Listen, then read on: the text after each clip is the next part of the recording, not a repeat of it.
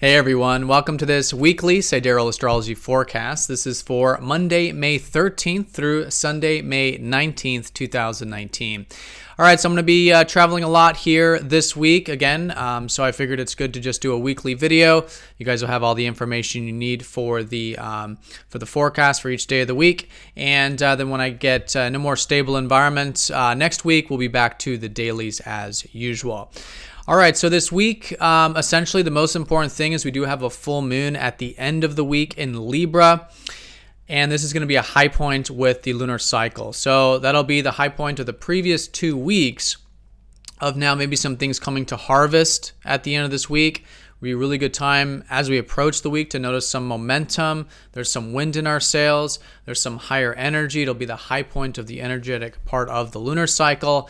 And harvest, doing a status check, things like this really culminating at the end of the week. Now we do have a lot of easy aspects. In fact, no challenging aspects here this week. Of course, doesn't mean we won't have challenging energy. Of course, we always do. It's good to challenge ourselves anyways, but all in all easy aspects this week.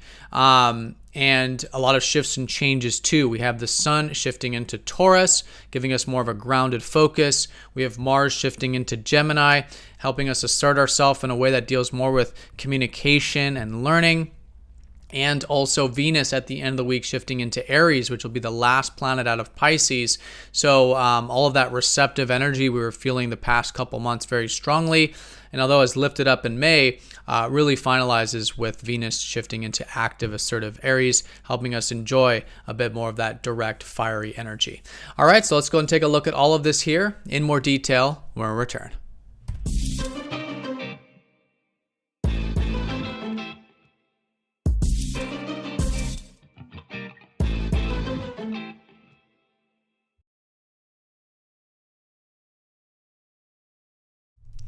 All right, so let's go ahead and break this down for each day of the week. We're going to look at this for each day separately as if these were each daily videos. Starting here on Monday, and as you can see here again, easy aspects, a lot of easy aspects this week, which we're going to go ahead and look at. So starting on Monday, the moon will be in fiery Leo, which was the emphasis on the previous weekend. And so Monday's still a great day, as Sunday and Saturday were, for good self-expression, accessing our fun-loving, our creative side, our passionate side, this kind of expressive, passionate energy, really good to develop. And we'll probably notice some themes pertaining to that on Monday. Now, as we shift into Tuesday, we got a couple aspects which are quite nice and easy to work with, and the moon will then be shifting into grounded Virgo. In fact, the moon will be in Virgo for the whole week up until the full moon on Saturday. So all week long, Tuesday onward, really good for the pragmatic energies of Virgo. Virgo is all about refining ourselves, taking care of things, doing the work, creating good habits, good routines, just creating that sort of day-to-day structure and self-discipline structure that helps us have more of that grounded energy in our life, helps us do things like our work, our service, self-improvement, really take care of the nitty-gritty, the detail-oriented stuff with this constellation. So really good time to sort of have that perspective, and we'll probably notice themes around that kind of stuff throughout that time. All right, so Monday, Tuesday, we do have the sun trining up to Pluto and Venus sextiling Mars. So with these two aspects, we could be feeling quite empowered, perhaps, these 2 days of the week. Powerful self-expression, perhaps. Probably feeling quite strong and almost fearless in a way. When we have trines to Pluto, sextiles to Mars, this can be quite like we're willing to face obstacles, face fears, transform, empower ourselves. Really powerful energy when it comes to whatever we want to channel that into. And the sun is whatever it is we're focused on. So we can channel it into our work, we can channel it into relationships, we can channel it into family, whatever the area is, with that deep, intense focus and just ability to, again, just empower ourselves in the process. So really good for also research, deep diving, expressing the truth, expressing ourselves in deep, vulnerable ways. This kind of stuff, super strong these 2 days. Now with the Venus Mars, it's a little bit not as strong. It's more of a sort of minor aspect, but in this case, a bit of synergy in relations. Usually when these two planets get together, very much emphasizes relationships, and it usually emphasizes a little bit of harmony in them, a bit of synergy. We can be, for example, quite assertive and direct with Mars, but also quite receptive and considerate with Venus, tactful. Right, we have a really good sort of balance between our masculine and feminine side, individually and collectively, with this sort of sextile here. So that's the energy there those 2 days, with the sun shifting from fiery Leo into grounded, earthy, refining Virgo for the rest of the week through until the full moon on Saturday. All right, so the next major aspect here this week will be on Wednesday, or actually, let me back up. This early part of the week on Tuesday, we do have the sun starting to shift out of fiery Aries and going into grounded Taurus.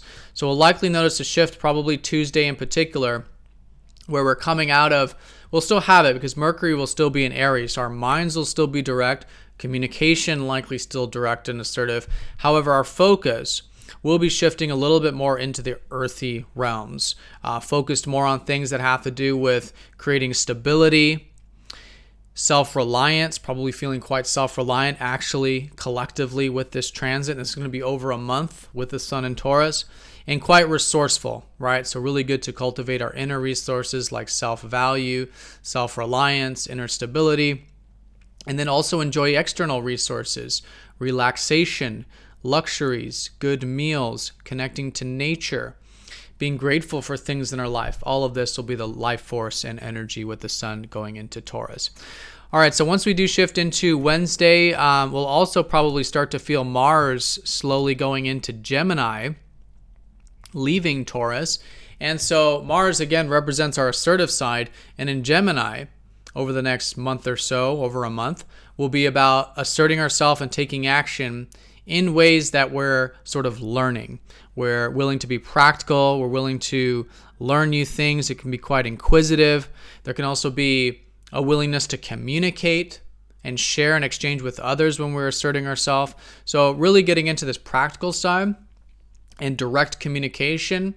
And when taking action, this willingness to learn and be curious and inquisitive when we are pursuing our needs, when we are asserting ourselves and taking action with Mars. All right, so with these aspects on Wednesday, Wednesday with these shift, it's actually quite a receptive day. Mercury is going to be sextiling Neptune. This is quite good for imagination. We can have a bit of a receptive mind, receptive communication, imagination, dreaminess, and just letting the mind wander a little bit can actually lead us to maybe some insights or just some more relaxation or more enjoyments or more intuitive energy here around Wednesday with these kinds of shifts. Once we get into Thursday, Mercury trines Saturn, so then our minds get grounded on Thursday. And so this is really good for any responsibilities that require our mind or communication, right? So we have this good sort of disciplined energy. We can channel it again into our work, our routine. Again, great time with Virgo for self-discipline, improvement, refinement, earthy energy. Definitely very strong there on Thursday.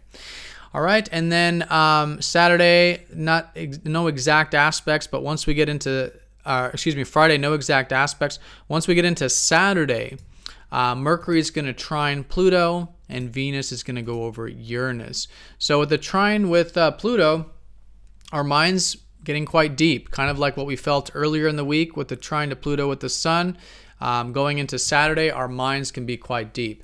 Really good for channeling that into, again, anything that requires deep diving, deep thinking, deep communication can actually be very supportive, can be very empowering for these kinds of things. And research, uncovering the truth, the depth, intimacy with communication, making any transformations and changes with our perspectives and thinking, transformations and changes with our routine.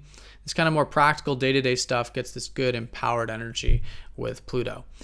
All right, and then Venus is going to go over Uranus, and she's going to be shifting into Aries when she does this. So as we approach Saturday, the last of the planets leaving Pisces, we've had a lot of Pisces emphasis the past few months with Mercury's retrograde through there and all of that good stuff. But now this later part of the week, Venus shifting out of Pisces, going into active Aries. We'll probably feel Friday going into the weekend a bit of enjoying more direct and assertive energy, especially when it comes to our relationships and relating with others. We may even enjoy doing active things in our relationships, initiating, being more assertive, more direct in them, and just enjoying a bit more of the fire and active kind of energy with Venus. And this really gets emphasized once Venus goes over Uranus on Saturday, because there is this kind of spontaneous energy that can come out of this, new and different experiences. In fact, we can just be enjoying a bit of change, different experiences, spontaneity, excitement, and again, likely in those relationships and likely with anything that we're enjoying there around Saturday. All right, so those are the major aspects. And then, like I said, the full moon is going to be later on Saturday going into Sunday for most of us. This is the heightened part of the lunar cycle. I'm going to make a separate video on this and upload it before the weekend, so you all do have that information. But it's going to be a full moon in Libra, which is essentially going to be about bringing balance into our life. It'll be a great time to do a status check, see, okay, are there any areas out of balance in our life? And if there is, bringing them back into balance. Are there any areas that need more harmony in our life? Bringing harmony into them.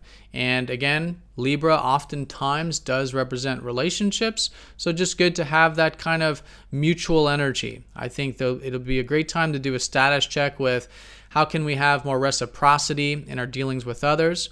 And this is all relationships, even surface level ones, but more reciprocity, more mutuality, more give and take, more of a focus on others' needs. And at the end of the day, just really doing the right thing and pursuing, what's right, what's just, what's mutual with Libra energy. But again, I will make a separate video on that. There's just some easy aspects with this full moon as well. All right, everyone. So have a fantastic week. Thank you for watching, and I'll see you all when I return for the daily forecast, or actually the full moon forecast for the weekend. Take care.